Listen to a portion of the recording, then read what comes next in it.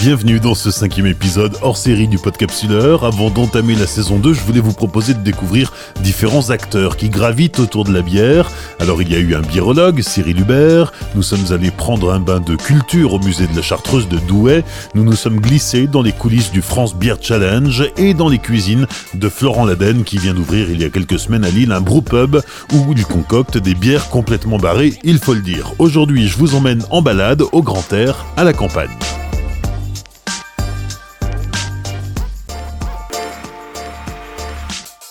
Hors série numéro 5, Édouard Rousset, houblonnière expérimentale et biologique.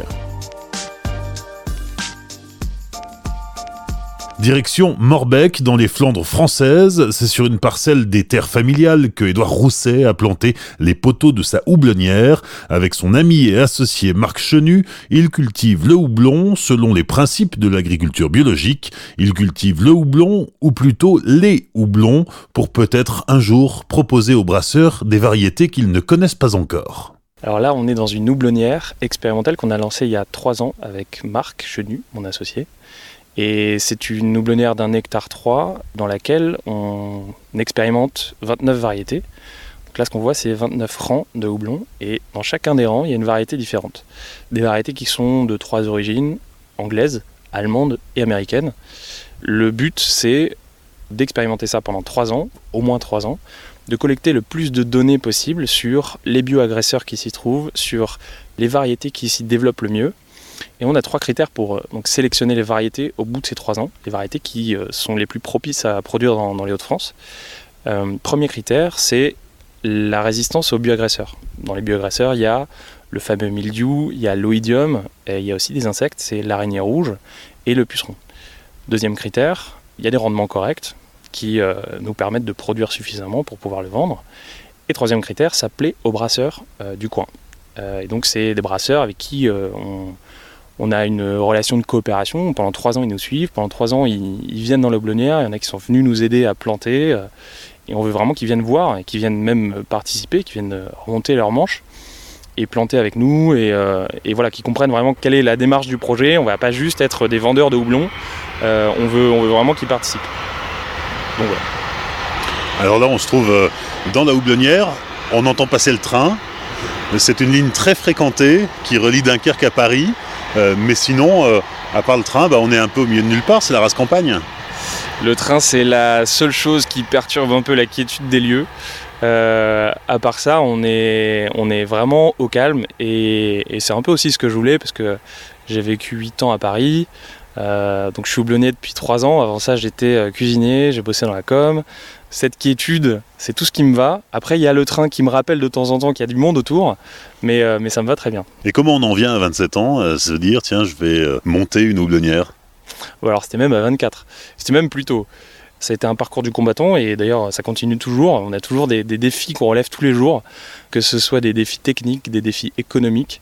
Je travaillais pas mal avec des brasseurs à Paris, donc j'avais monté une agence qui s'appelait Hop-Up et on aidait les brasseurs à organiser des événements et à faire connaître leur bière. Ça a commencé autour d'une bière, à discuter avec un brasseur et ce brasseur-là m'a mis au défi, il m'a dit mais t'as des parents agriculteurs, t'es dans le Nord, le pays du houblon, moi j'ai besoin de houblon et pourquoi tu m'en planterais pas ? Et alors bien sûr en rigolant, il était un peu tard, je me suis dit bon pourquoi pas, je vais tester. En fait j'ai d'abord commencé à en planter à Paris de manière un peu sauvage dans les parcs et jardins. Et en me disant, les gars de la mairie vont pas le voir, vont pas voir pousser ce truc. Bon, manque de peau, je suis retourné 2 semaines après, tout était déplanté.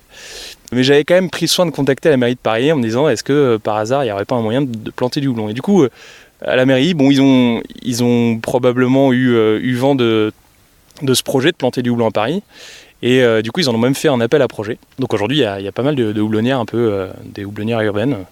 Mais bon voilà, la graine était plantée et j'avais cette envie d'aller un peu plus loin et éventuellement de tester ça sur les terres familiales dans le Nord.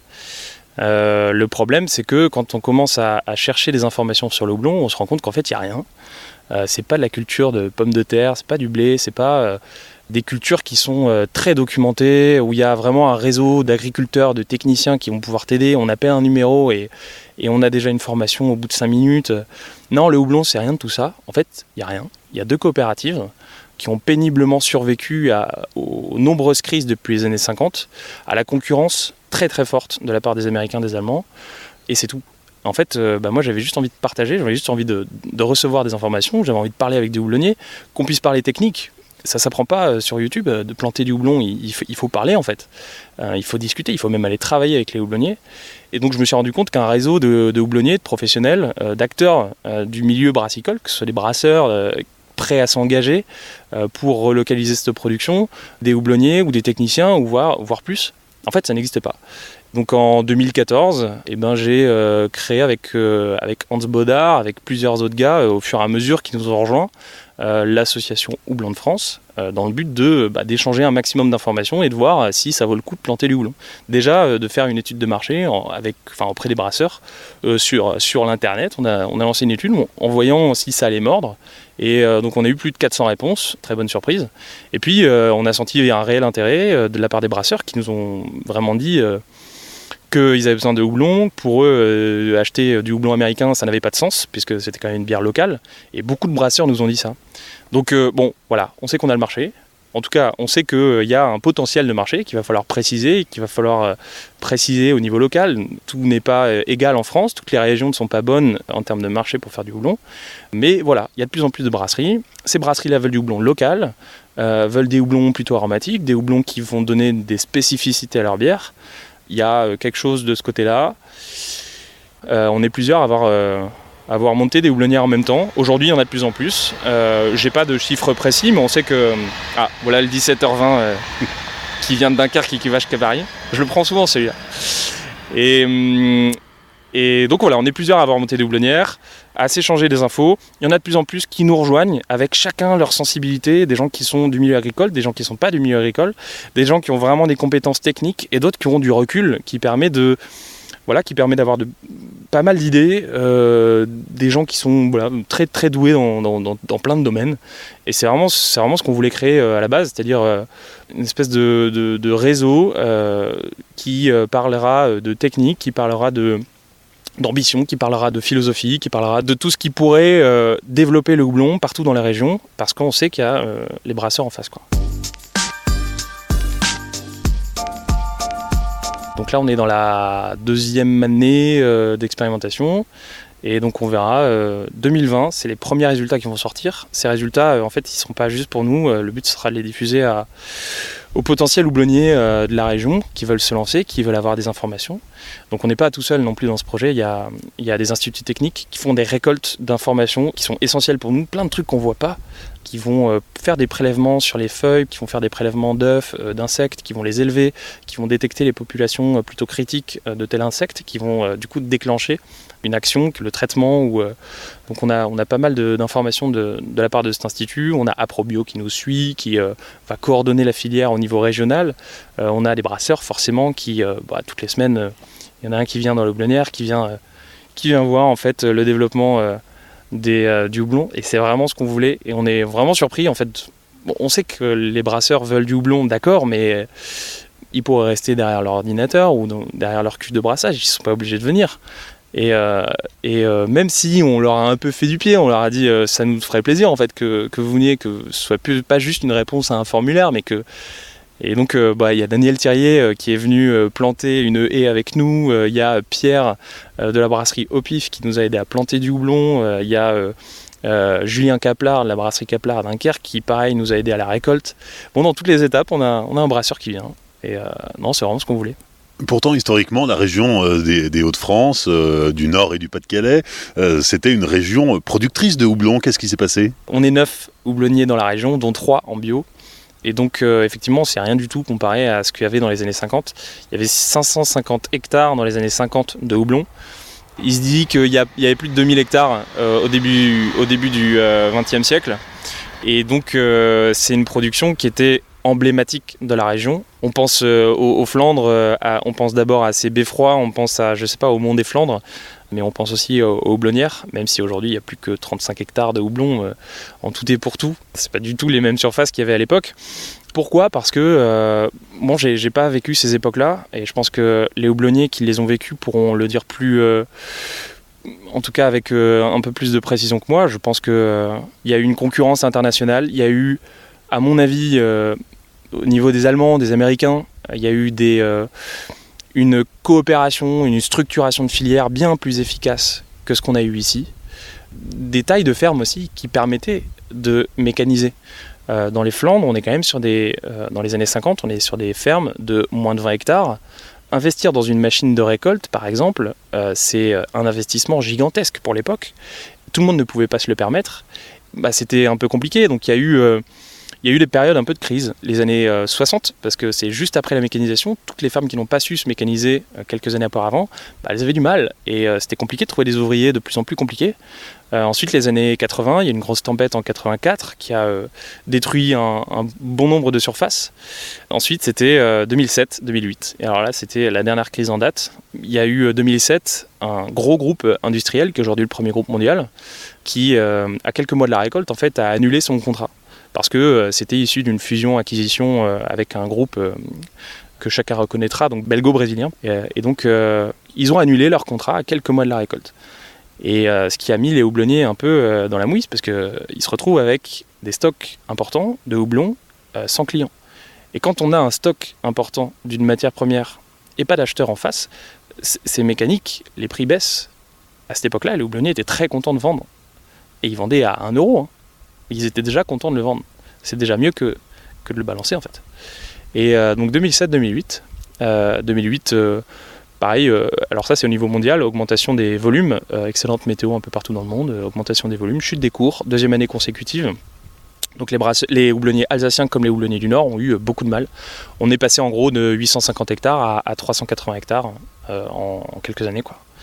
Et donc là, aujourd'hui, depuis quelques années, dans le Nord comme dans d'autres régions, le Nord n'est pas la seule région où ça se passe. De toute façon, il y a un effet naturel, c'est que pourquoi les houblonnières restent dans le Nord et en Alsace depuis les années 50 ? Tout simplement parce que les brasseries étaient dans le Nord et en Alsace. Les brasseries d'autres régions, c'est tout récent, ça fait moins de 20 ans qu'il y a des nouvelles brasseries. Alors les Bretons sont un peu une exception, ils avaient des brasseries dans les années 80, mais je dirais que c'est mécanique, puisqu'il y a des brasseries dans le Nord et en Alsace, il y aura des houblonnières dans le Nord et en Alsace. Et aujourd'hui, on a l'effet inverse, on a une relocalisation partout en France, et donc mécaniquement, naturellement, les matières premières vont se relocaliser autour des lieux de production de bière. Bon, ça se fait lentement, ça se fait au rythme du végétal, on n'est pas une start-up quand on monte une houblonnière. On attend, même si le houblon est une des plantes à la croissance la plus rapide, on est quand même sur du végétal. Il faut être patient, une racine de houblon, ça met 3 ans à arriver en terre. Quand on est houblonnier, on n'a pas envie de se planter sur la variété, parce que si on se plante sur une variété, elle est là pour 30 ans, 40 ans. Donc on ne va pas la déplanter tout de suite, quand on sait que pendant 3 ans, on ne peut pas produire énormément, quoi. Tu nous disais que historiquement les houblonnières étaient installées soit dans les Hauts-de-France, soit en Alsace, parce que c'est là qu'étaient les brasseries. On pourrait planter du houblon n'importe où ? Alors théoriquement, l'espèce Humulus lupulus, qui est en fait l'espèce du houblon, pourrait se planter entre le 35e et le 55e parallèle. Ce qui veut dire entre le nord du Maroc et le sud de la Norvège. Maintenant, techniquement, chaque variété va se plaire plus ou moins selon les conditions pédoclimatiques, c'est-à-dire le sol, la météo. En France, il y a grosso modo une vingtaine de variétés qui sont cultivées. Donc en France, quand je dis en France, aujourd'hui les variétés qui sont cultivées, c'est Nord et Alsace. Et donc il y a une vingtaine de variétés qui sont cultivées, qui ont fait leurs preuves. Mais il existe 250 variétés de houblon dans le monde. Et ces données-là sur quelle variété va se plaire dans quelles conditions pédoclimatiques, personne ne les connaît. Tant qu'on n'a pas testé, en fait on ne le sait pas. On sait que les brasseurs ont besoin de diversité. Ces 20 variétés ne leur conviennent plus. Ce choix trop limité ne leur convient plus. Ils veulent plus de diversité. Et ben voilà, ils nous ont mis au défi, à nous, houblonniers, maintenant de leur répondre et de tester des variétés. Et c'est ce que font énormément de néo-houblonniers partout en France, que ce soit à Marseille, que ce soit en Bretagne, que ce soit en Rhône-Alpes, en Aquitaine ou dans le Nord. En fait, il y a une grande diversité de climats, de projets, et on va planter un peu tous les mêmes variétés. Enfin, en tout cas, toutes les variétés possibles. En fait, on va comparer. Alors moi, j'ai eu telle production, toi, t'en as eu telle production. Lissé sur 5 ans, grosso modo, moi, j'ai eu 500 grammes par plant de houblon sur le Bramling Cross. Si dans le sud, le gars est à 250, bon, il peut oublier. Il faut qu'il passe à autre chose, parce que ça va être compliqué de s'en sortir, quoi. Donc voilà, il y a pas mal de projets qui ont lieu partout en France. Et donc maintenant, notre travail à tous les houblonniers, ça va être de mettre en commun ces informations et de réellement coopérer tous ensemble, quoi. Quand tu dis que aujourd'hui les brasseurs utilisent une vingtaine de houblons mais que ça ne leur suffit plus, ça veut dire quoi? Il y a 250 variétés, il va falloir planter de nouvelles variétés pour découvrir de nouveaux parfums, de nouveaux arômes? Je pense que là, en tout cas en termes de diversité, la balle est dans notre camp. C'est à nous, houblonniers, de montrer qu'il y a une diversité des profils aromatiques, une diversité des houblons qui peut sortir de chacun de nos terroirs. C'est à nous de jouer là.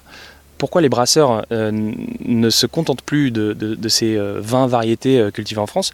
Parce qu'en fait, c'est des variétés qui, pour la plupart, correspondent à la demande des années 90, enfin 80, 90, parfois des houblonnières sont là depuis 50 ans, voire un peu plus tard, mais c'était quand même une demande qui n'était pas exactement la même qu'aujourd'hui. Dans les années 90, quand on regarde les volumes de bière, on est à 99% de lager. Il n'y a pas beaucoup de bières de spécialité qui demandent du houblon particulier, qui mettent particulièrement le houblon en avant. Aujourd'hui, c'est plus le cas. Et donc, en fait, les brasseurs ne nous ont pas attendus, tout simplement. Ils achètent le houblon aux États-Unis et chez les Allemands. Et en fait, c'est des variétés qui sont réputées plus aromatiques parce que les Américains ont bien senti le vent tourner, parce que cette impulsion créative, elle vient de chez eux, là où nous, dans le Nord, en Belgique, ça a pris un peu plus de temps. Et donc les houblonniers américains ont très vite investi dans des programmes de recherche variétale qui ont permis de développer des nouvelles variétés plus aromatiques. Je pense au Citra, à l'Amarillo, le Simcoe. C'est des variétés qui sont très utilisées par les brasseurs aujourd'hui. Et donc l'enquête qu'on avait fait chez Houblon de France en 2015 montrait qu'il y avait plus de 70% des brasseurs qui importaient le houblon des États-Unis. Alors là, on était sidérés et on s'est dit mais pourquoi ils ne nous l'ont pas dit en fait? Alors que ce même houblon peut pousser en France. Ça, personne ne le sait. Et c'est pour ça qu'on doit faire des houblonnières expérimentales. Alors, c'est des variétés qui doivent être libres. Ça ne peut pas être des variétés protégées. Il y a plusieurs variétés protégées. Celles que j'ai citées tout à l'heure, Simcoe, Amarillo, Citra, sont des variétés protégées. On ne les aura pas en France. Dans 20 ans peut-être, mais on les aura pas en France. Une fois que une fois qu'il y a un brevet, on peut tout simplement pas. Par contre, il y a 250 variétés de houblons libres. Il faut qu'on les teste, il faut qu'on les plante, il faut qu'on voit ce qu'il en sort en fait. Et que mon Bramling Cross, moi j'en suis très content et les brasseurs en sont très contents, mais est-ce qu'il va donner pareil en Bretagne? Pas forcément. Alors il y a vraiment un effet terroir dans le houblon, comme dans le vin, comme dans d'autres cultures. C'est pas une culture qui est extrêmement standardisée, c'est une culture qui va être assez tributaire du terroir, dès lors que les racines vont être pérennes, elles vont vraiment prendre ce que le sol leur donne. On ne va pas leur apporter de l'azote, non, il va falloir qu'elles le trouvent dans le sol. Donc à nous d'apporter suffisamment d'éléments organiques pour pouvoir avoir un sol riche, un sol vivant, qui va donner tout ce que le houblon aura besoin. On a une première récolte à notre actif, c'est pas la récolte du siècle, on a fait 210 kg l'année dernière sur 12 variétés. Il y a quand même déjà, je dirais, 5-6 variétés qui ressortent. Forcément, d'un point de vue résistance aux maladies, résistance aux bioagresseurs, rendement, il y a des variétés qui sortent, là c'est juste des chiffres.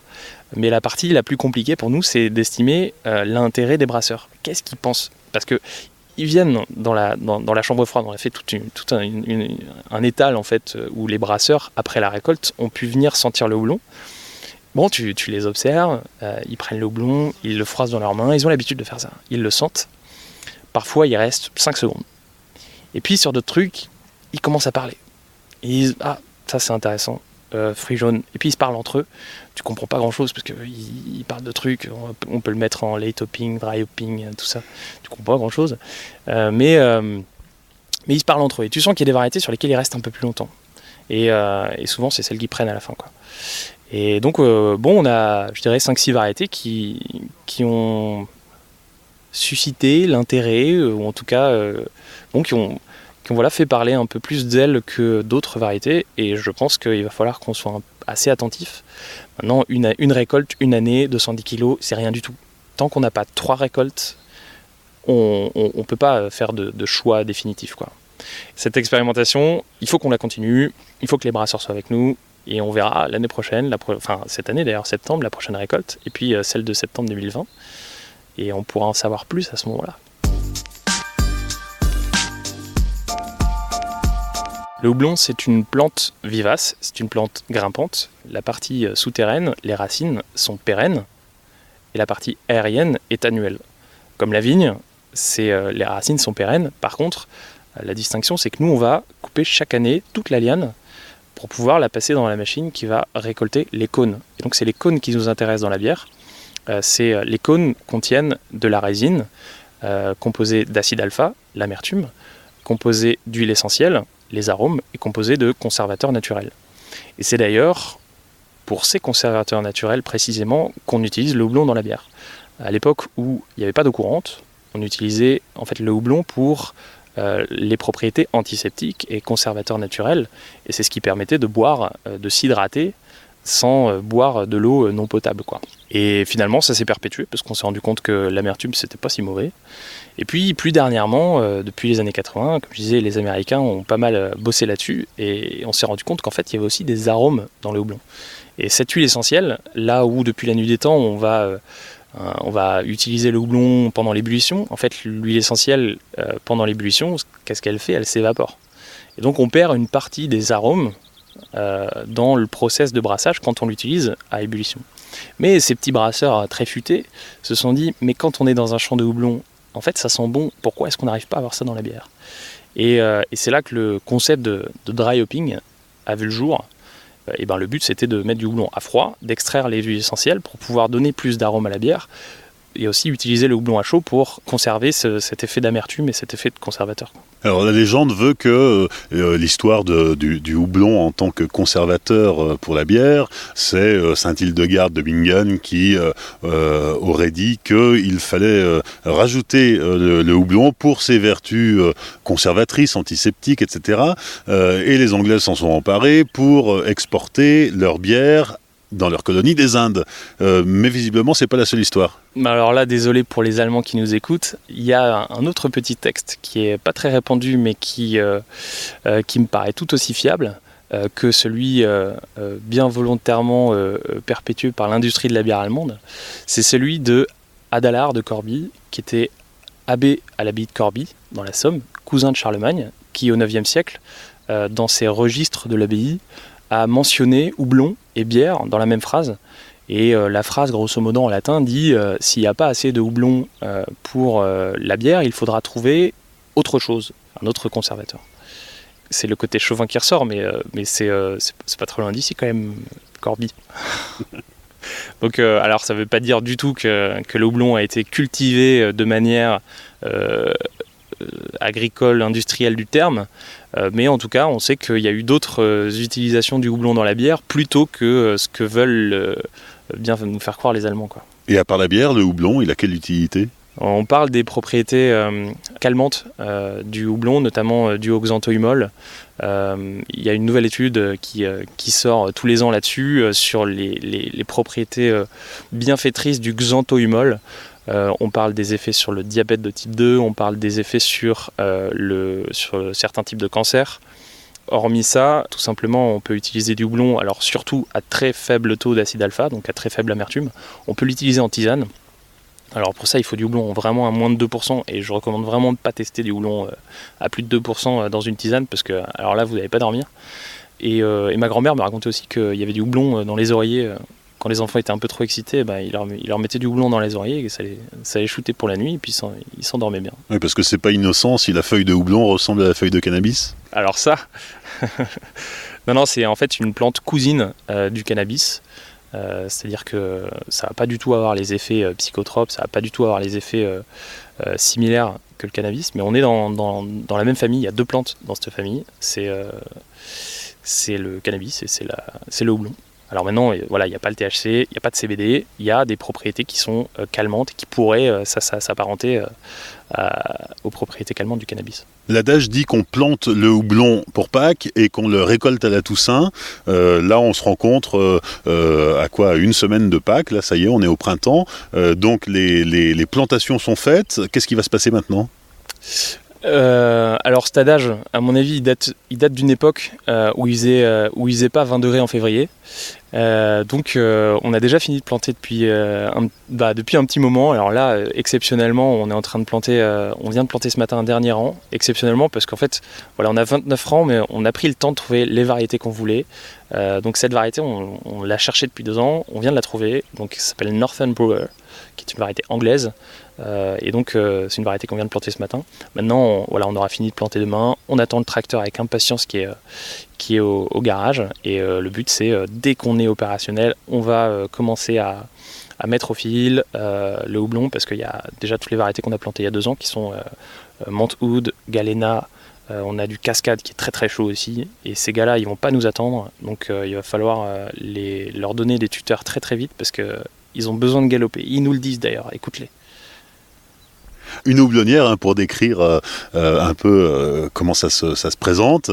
Donc c'est un champ planté de piquets, de très hauts piliers qui font 6 mètres, 8 mètres, sur lesquels sont tendus des câbles métalliques. Et c'est à partir de ces câbles qu'on va faire descendre des cordes, des ficelles, sur lesquelles va pouvoir grimper le houblon, puisque c'est une plante grimpante. On atteint le sommet des tuteurs. Alors en fait, donc ce système il date du 19e siècle. Avant ça, c'était cultivé sur juste des piquets, un plant de houblon, un piquet, qu'on enlevait chaque année, qu'on remettait chaque année. Donc ça, ce système, il est beaucoup plus efficace. C'est-à-dire qu'on va planter des poteaux qui vont supporter un réseau de câbles. Ce réseau de câbles va supporter des fils tuteurs. Et on cultive en rang, ce qui permet de traverser l'ensemble de la houblonnière en tracteur et de pouvoir travailler le sol, pouvoir vraiment travailler en rang, c'est beaucoup plus efficace. On plante le houblon une fois, il est là pour 30-40 ans. Et donc chaque année, on va, à partir de février-mars, on va tailler le houblon. En fait, on va extraire tous les résidus de bois mort qui auraient pu passer l'hiver. Les résidus de bois mort de l'année précédente, on va tailler le houblon, ce qui permet premièrement d'enlever tous ces résidus de bois mort qui pourraient contenir des maladies. Ça a aussi un effet qui va contraindre le houblon à rester dans un espace déterminé. En fait, le houblon, c'est vraiment une plante qui va marcoter, c'est une plante vivace qui va vraiment prendre de l'espace. Si on ne la maîtrise pas, c'est elle qui va nous maîtriser. À partir de mars, on a taillé, le houblon commence à pousser, on met les fils. On va mettre au fil, c'est-à-dire qu'on va prendre délicatement 2 à 3 tiges, qu'on appelle des pousses de houblon, qu'on va enrouler dans le sens des aiguilles d'une montre sur ce fil tuteur. Alors nous, on utilise des fils coco, c'est ce qu'utilisent la plupart des houblonniers bio. Historiquement, on utilise plus des fils métalliques, mais alors moi, dans ma récolteuse, ça fait un dégât pas possible. Et puis, j'ai pas envie de voir Il y a déjà suffisamment de câbles en haut, et j'ai pas envie d'en voir en plus partout. Progressivement, la liane va prendre son envol, et entre le moment où on a fini de mettre au fil, c'est-à-dire que nous on va commencer la semaine prochaine, d'ici le 20 avril, j'espère qu'on aura terminé. Là, elle a quasiment 1 mois et demi, 2 mois pour arriver jusqu'en haut de l'échafaudage. En 2 mois, elle va faire 6,50 m de haut. Et ce qu'on dit, c'est qu'au moment du solstice d'été, le 21 juin, il faut qu'elle ait atteint le haut de l'échafaudage et qu'elle bascule. Donc il y a le moment de basculement qui va indiquer à la plante que c'est bon, elle est arrivée en haut, elle ne pourra plus se développer. C'est le moment de développer les ramifications latérales qui, elles, vont contenir les cônes de houblon qui nous intéressent précisément pour la bière. Ensuite, donc il y a toujours un suivi de traitement, c'est-à-dire que quand on voit par exemple des pucerons, nous on va lâcher des pucerons prédateurs qui vont manger cela, ou des coccinelles. On va aussi traiter poudre de roche, savon noir, petit lait, des traitements qui sont naturels, et le but c'est de pouvoir pas protéger la plante, ni tuer tous les insectes qui sont des insectes ravageurs, mais de réguler des populations. Quand il y en a trop, on va en enlever un petit peu, mais on va pas tout exterminer. Le but, c'est de garder une biodiversité. On sait qu'on aura moins de rendement que si on était en conventionnel, mais c'est un choix, quoi. Donc on a tout un suivi de traitement jusqu'au moment de la récolte qui se passe très généralement entre le 25 septembre et le 25 août et le 25 septembre. Si la plupart des houblonniers ont 2-3 variétés et ils arrivent à peu près à gérer comme ça sur plusieurs hectares, nous on en a 29 et c'est pas une mince affaire. Et en fait on a une plage de récolte qui est très très large et qui effectivement l'année dernière a commencé le 25 septembre et a terminé le 25 août et décidément, et c'est terminé le 25 septembre. Donc c'était très long, mais au moins on a pris le temps. Quand on avait une variété à récolter, on l'a fait à temps et ça a été très bien comme ça. Voilà, donc là, un plant de houblon avec une jolie coccinelle dessus. Ouais, c'est nos copines. Il y en a de plus en plus. Au début, il n'y en avait pas beaucoup. J'ai récupéré ces terres de mon père, qui est donc agriculteur depuis toujours. Il y a probablement 20 générations d'agriculteurs derrière. Mais en fait, donc, j'ai récupéré ces terres de mon père il y a 3 ans. C'était du blé avant. Il y a encore quelques résidus à droite à gauche. On a essayé de travailler le moins possible le sol, parce qu'on sait qu'il y a des choses qui s'y passent, mais il n'y avait quand même pas grand-chose. Parce que c'est quand même, il y a plus de 40 ans d'agriculture conventionnelle.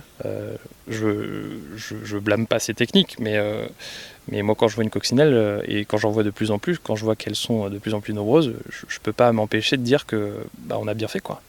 Et donc là on est sur la variété Cascade. C'est une variété assez typique des bières artisanales. C'est un peu la variété mère qui a contribué à lancer tout le mouvement. C'est la brasserie Sierra Nevada aux États-Unis qui a fait sa Sierra Nevada Pale Ale à base de Cascade dans les années 70 et qui était un des points de départ du mouvement craft beer. Donc Cascade est restée la variété mère intouchable. Donc on ne sait pas trop ce que ça donne par ici. On a eu l'année dernière une bonne récolte là-dessus. On a eu 350 grammes par pied de houblon sec. On était très content en termes d'un point de vue agronomique parce que c'est une variété qui est très propre. Elle est nette sur toute la ligne. Il n'y a pas des lianes plus grandes que d'autres et il n'y a pas d'accumulation à des endroits plus qu'à d'autres. C'est assez régulier, ça produit bien, c'était plutôt résistant au mildiou. Alors toutes les variétés ont été touchées à des degrés plus ou moins importants, à des dates à des dates différentes, mais le Cascade a été une des variétés parmi les plus résistantes à ça. Bon, on en est plutôt content. On verra ce que ça donne l'année prochaine, on verra ce que ça donne l'année d'après. C'est vraiment la durée qui va faire que ce sera une variété qui va être sélectionnée ou pas. Donc là on voit que ça pousse pas mal, on est à globalement 25 cm, on va commencer à mettre au fil à partir de 40 cm. À mon avis d'ici une semaine, celle-là elle va être bonne à mettre au fil. Et ensuite il y a tous les travaux de désherbage, de butage qu'il va falloir faire et ensuite les traitements. Tiens, regarde sur ce plan-là, on est sur du Montwood, variété américaine, plutôt aromatique. Et bien sur ce pied-là, on voit ce qu'on appelle une pousse spiciforme, qui est en fait une pousse qui a du houblon, du mildiou du houblon. Comme on le voit, en fait, les interneux sont très courts, les feuilles sont recroquevillées, le dos des feuilles est plutôt noir. Et donc ça, c'est les feuilles qu'il va falloir arracher manuellement. On va les mettre dans un sac plastique, on va essayer de maintenir les spores là sur la feuille. On va essayer de ne pas propager aux autres. On fait ça au début. Maintenant, on espère qu'il n'y en ait pas trop. Là, les conditions sont plutôt bonnes pour le mildiou, c'est-à-dire 15-22 degrés. Il faisait plutôt humide, il a légèrement pluvionné hier. Donc, ça veut dire que les conditions sont plutôt bonnes. J'espère que ça va sécher très rapidement. Il n'y a pas de pluie annoncée dans les 15 prochains jours, ce qui est plutôt bon signe en tout cas pour le mildiou. On va irriguer tous les plants qu'on vient de planter cette année. Les autres, on va les laisser se débrouiller un peu. Il va falloir qu'ils fassent des efforts et qu'ils aillent descendre leurs racines pour s'endurcir un peu. Mais bon voilà, en tout cas sur celle-là, on va enlever manuellement les pousses. On va appliquer un traitement, d'abord poudre de roche, je pense qu'on va faire ça demain. La poudre de roche, en fait, c'est plein de silice. La silice, ça va bloquer les enzymes des champignons. Donc le mildiou fait partie des maladies fongiques, donc des maladies de champignons. Donc voilà, on va faire ça demain. Globalement, on est dans une houblonnière bio. On est dans une houblonnière. Tout houblonnier, qui soit conventionnel ou bio, il a du mildiou à un moment dans l'année sur au moins une variété et il en aura. C'est juste qu'un conventionnel aura des moyens de lutte un peu plus efficaces, un peu plus nombreux. Nous, on est beaucoup plus limités et surtout, on a une matière active, c'est le cuivre. Et donc, comme chacun sait, que ce soit dans la vigne ou le houblon, il faut le limiter. Alors dans la vigne, un peu plus, parce que ça fait 30 ans qu'ils en mettent. Ici, il n'y a jamais eu de cuivre. Donc globalement, le sol n'est pas du tout saturé en cuivre, comme on peut le voir dans certains vignobles. Mais malgré tout, il faut être hyper vigilant. On est à 4 kg de cuivre par an. Il faut qu'on limite au maximum. Donc on va utiliser la poudre de roche. On va essayer de désherber au maximum à côté du houblon pour limiter en fait, la présence d'eau libre. C'est dans l'eau libre que se développe le mildiou. Et donc ça on va désherber. Alors on va tester du désherbage au gaz. On a un vigneron qui nous a filé une désherbeuse au gaz qui est utilisée dans ses vignes. On fait du désherbage mécanique, c'est-à-dire qu'on va légèrement gratouiller la surface du sol à 1-2 cm pour enlever toutes les petites pousses. Et puis on va buter, c'est-à-dire qu'on va amener de la terre pour en fait étouffer la végétation qui n'est pas une végétation de houblon. Et donc avec ces trois moyens-là, on espère pouvoir limiter le développement du mildiou.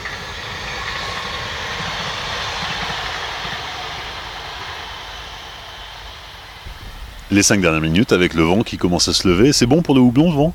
Le vent, ça a un un effet qui est assez intéressant, c'est que ça va assécher. Moins il y a d'eau libre, moins il y aura de risque de mildiou. Plus il y a de vent, et bien moins il y aura de risque de mildiou parce que ça va assécher la houblonnière. Alors, la dégustation, qu'est-ce que tu nous sers ? C'est la Fresh Bear, brasserie Kaplar à Dunkerque.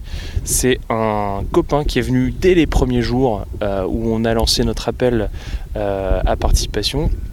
En fait, c'est un gars qui a monté sa brasserie à Dunkerque. Et voilà, il est venu nous aider au moment de la récolte. Pourquoi fraîche ? Parce que c'est du houblon frais. C'est donc une bière de récolte. C'est un style qui a été pas mal oublié, qui a été pas mal remis au goût du jour par les Américains, qui en ont fait un style à part entière. Donc, bière de récolte, Harvest Ale. C'est une bière qui utilise de houblon frais. En fait, le houblon frais, il aura des propriétés aromatiques plus intéressantes que lorsqu'il est séché. Pourquoi on ne peut pas juste utiliser du houblon frais tout le temps ? Parce que le houblon, il faut bien le conserver. Si le houblon frais il contient 80% d'humidité, cette humidité en fait elle va dégrader le houblon si jamais on ne l'utilise pas tout de suite. Donc en fait il est venu récolter avec nous. 2 heures après, le houblon était dans sa cuve à Dunkerque, à 30 km d'ici. Et ensuite la bière est sortie et c'est une bière qui est à consommer vraiment dans les prochains jours. Donc là c'est une bouteille qu'on avait gardée et donc on sent qu'il y a forcément moins de houblon qu'au moment de la récolte, mais j'invite tous ceux qui en ont la possibilité et qui voient passer des bières de récolte au mois de octobre, novembre, décembre, de vraiment les tester parce que c'est des goûts qui sont assez intéressants. On a vraiment quelque chose qu'on n'a pas dans une bière avec des houblons séchés classiques. Et alors aujourd'hui, combien de brasseurs utilisent ta production ? Alors là on a 12 brasseurs qui nous ont acheté du houblon l'année dernière et à 2 exceptions près, ils viennent tous du Nord. Brasserie Kaplar, donc, qui a fait la Fresh Bear, la brasserie Thirier à Esquelbec, on a la brasserie Au Pif à Steinvord, la brasserie Moulin d'Ascq, on a la petite brasserie de Lavenois, on a les gars qui font la bière de l'Hirondelle. Je peux pas tous les citer. 12 brasseries, on espère en avoir un petit peu plus l'année prochaine, mais globalement on aimerait bien se stabiliser autour d'une quinzaine de brasseries. Pourquoi ? Parce que en fait on veut connaître les brasseurs, on veut connaître les gars qui utilisent nos houblons et on veut qu'eux nous connaissent aussi. Pourquoi local ? Parce qu'on a envie qu'ils viennent dans la houblonnière, vraiment qu'ils comprennent ce que c'est que le métier de houblonnier et que le houblon c'est pas juste une matière première avec des chiffres et des poids et des prix et des quantités d'acide alpha. C'est une matière première qui est produite par un mec, par 2 en l'occurrence ici. C'est quelque chose qui vient du sol, c'est quelque chose qu'on a imaginé, qu'on a pensé, c'est un itinéraire technique, c'est du boulot, c'est des investissements.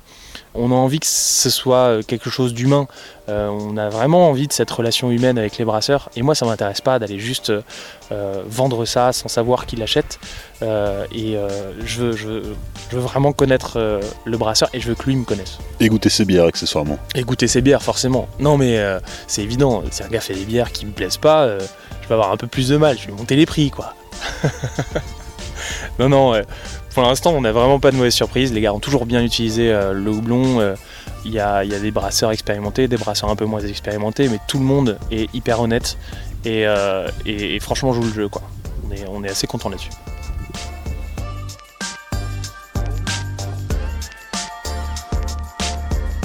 Merci à Édouard Rousset de nous avoir accueillis dans sa houblonnière de Morbecque. Pour mieux visualiser ce que c'est qu'une houblonnière tout simplement, rendez-vous sur les réseaux sociaux, Facebook, Instagram, Twitter du Podcapsuleur où vous pourrez découvrir les lieux en images. Je vous invite aussi à soutenir le Podcapsuleur en laissant des commentaires et 5 étoiles sur iTunes et en partageant avec vos contacts via les réseaux sociaux, par mail, par message de fumée, par les flyers aussi, vous pouvez m'en demander. Dans 15 jours, nouvel épisode hors série du Podcapsuleur. Et d'ici là, souvenez-vous, l'abus d'alcool est dangereux pour la santé, alors savourez, mais sans forcer.